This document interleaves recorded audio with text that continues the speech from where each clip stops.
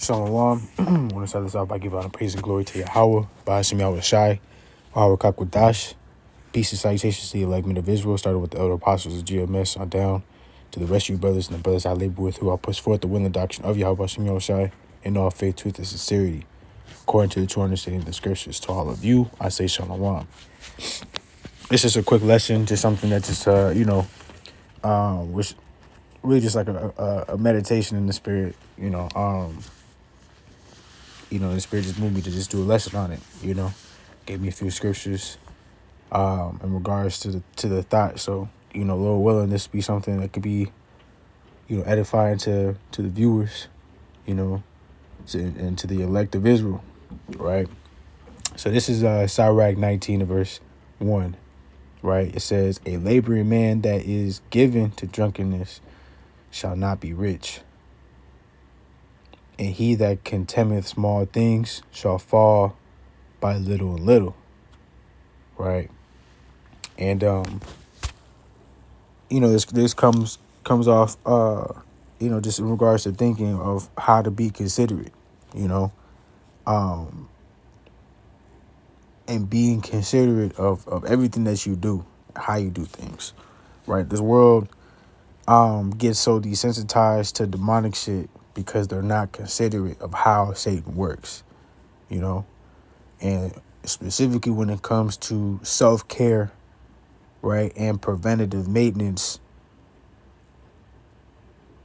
to issues and to casualties, to mishaps, errors and things like that.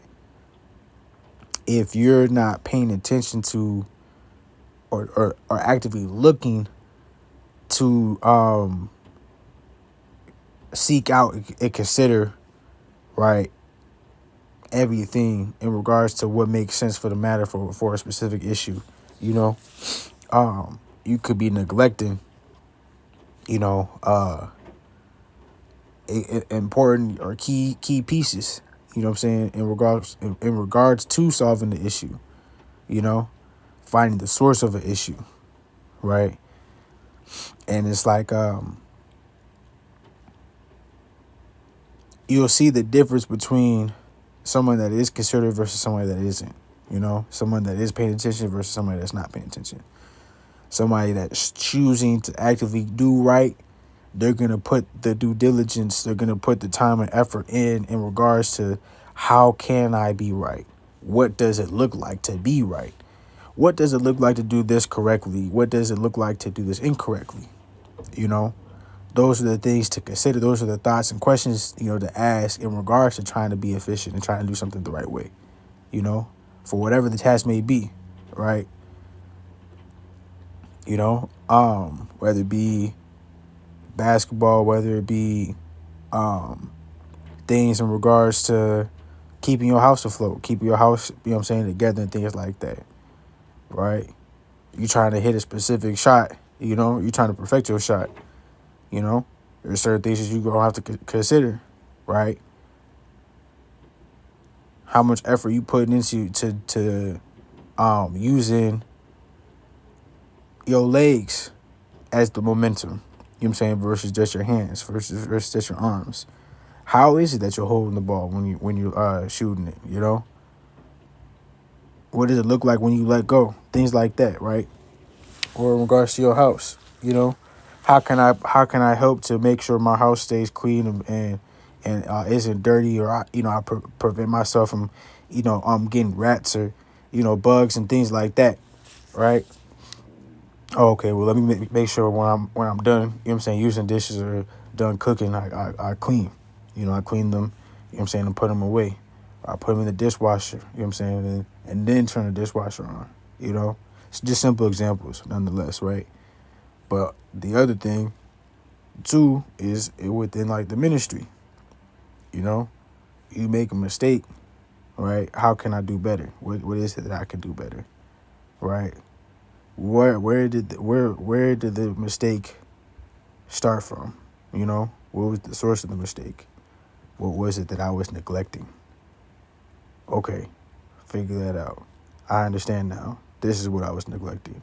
Let me do better. Let me pay more attention to that, so that way this is no longer an issue. right? Those are the things that you're going to see from somebody that's actively looking to do what's right, you know, versus somebody that doesn't. And the other scripture that came to mind was Proverbs 24 and verse 16. It says, for a just man falleth 7 times, right? And this is the point, and riseth up again. You see, we all gonna make mistakes, you know.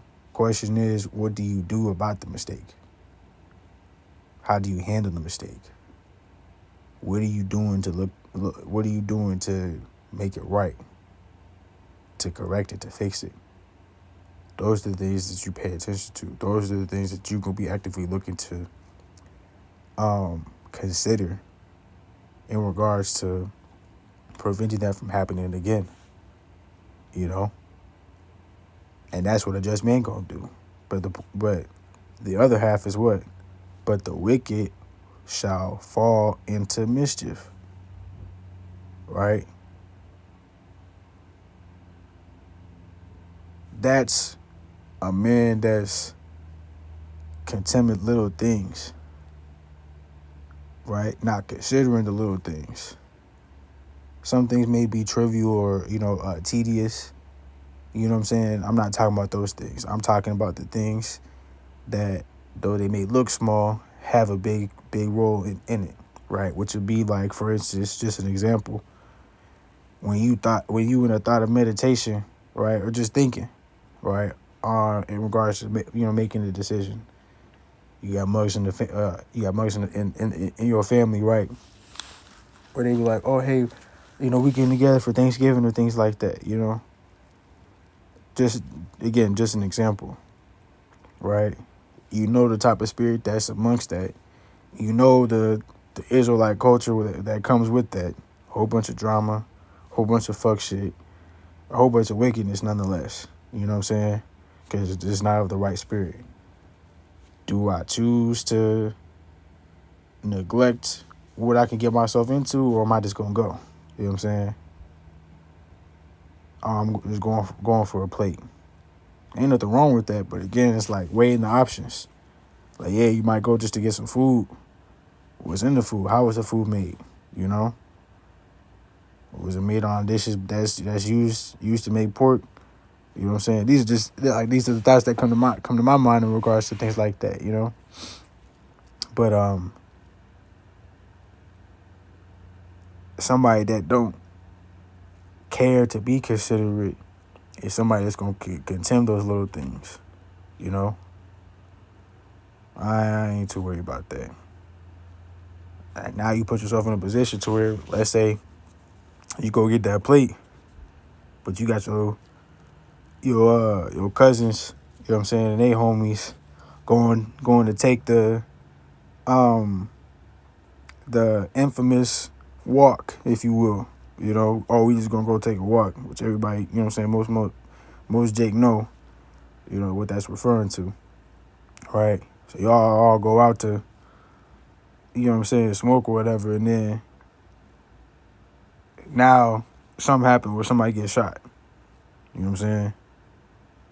It could be you, or you just in the midst of that. You know what I'm saying? Shit like that happens.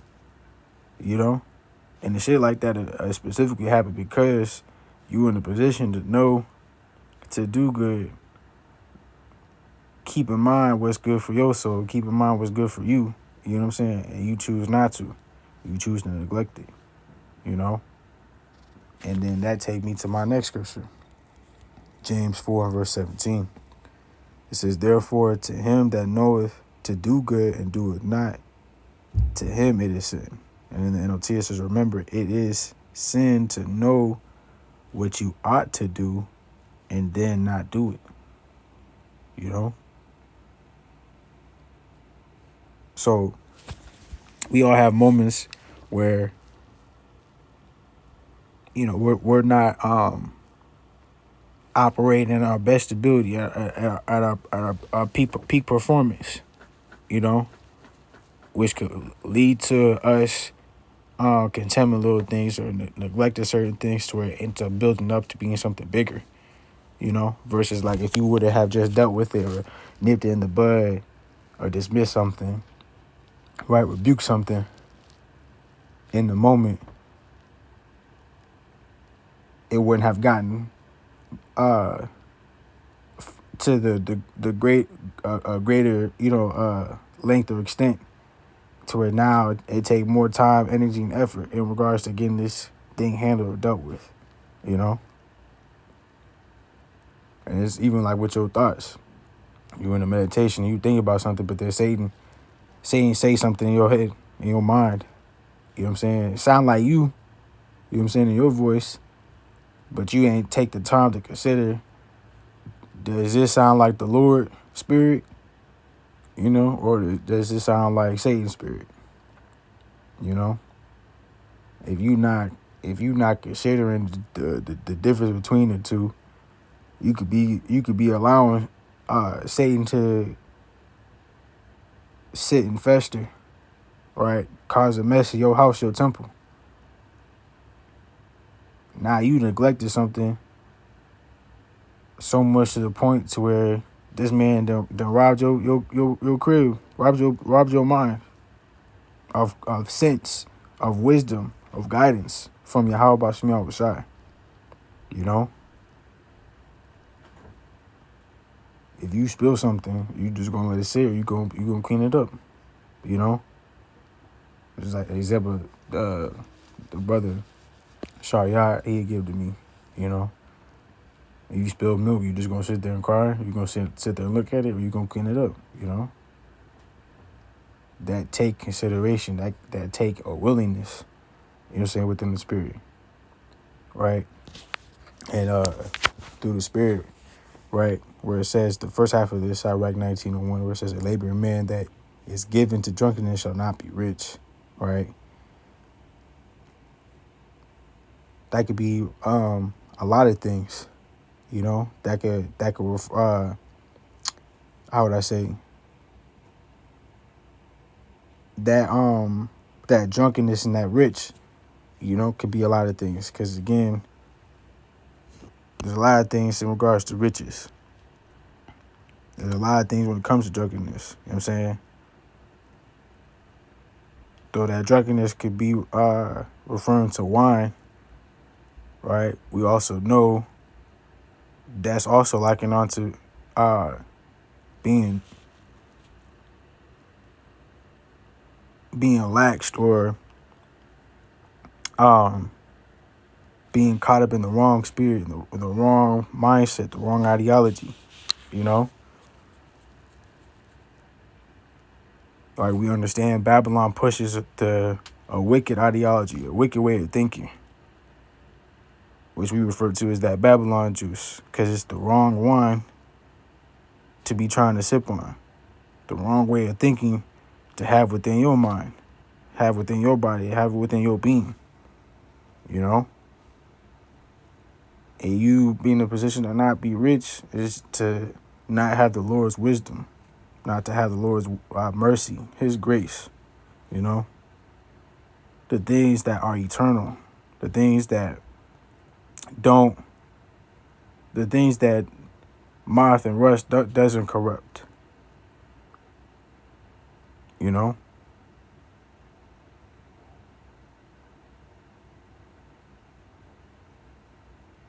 The true riches are the Lord, is the Lord's wisdom, is us receiving salvation, you know? And simply how you operate, how you do things, how you think, right? The things that you are disciplined with, the things that you are considerate with, those things can either help, make, or break, if you will, your chances of receiving that salvation, right? Receiving eternal riches, you know? And that's the point of all of this, right? Though you live your life like your life is supposed to be the truth. It's not your life and then the truth, you know? Your life is the truth because you have the Lord, Yahweh Shem Yahushai, at the forefront of everything that you do. His standard at everything, at the forefront of everything that you do. So you're going to be considerate. You're going to be mindful, you know what I'm saying, of all the things that you do, how you do them, right? And in the moments that you mess up, what you're gonna think and thoroughly, right? What it was that you did that you didn't do. What was the cause of this issue? And then, okay, how can I fix it? And figure out the things, the steps, the ways that you could do to fix it, and then do it, execute it, and make it happen. You know, that's how you don't give yourself the drunkenness. That's how you go on to procure, to gain riches, spiritual riches, riches that don't falter, riches that can be used forever. You know, as long as we live, and some. You know, the Lord word doesn't go out void, right? It don't turn back. The Lord word is what's everlasting. So that's the value. That's the riches that you want to uphold. Those are the things that you want to use. You know what I'm saying? And tap into, apply in the moments that you're going to make mistakes. You know what I'm saying? It's through His wisdom that you're gonna know what to do good with and actually do it. So that's the point. You know, Lord willing, it's been edifying with that. I'm gonna give all the praise and glory to Yahweh, Ba'ashem Yahushai, Mahu Kakwadash. Till next time, so long.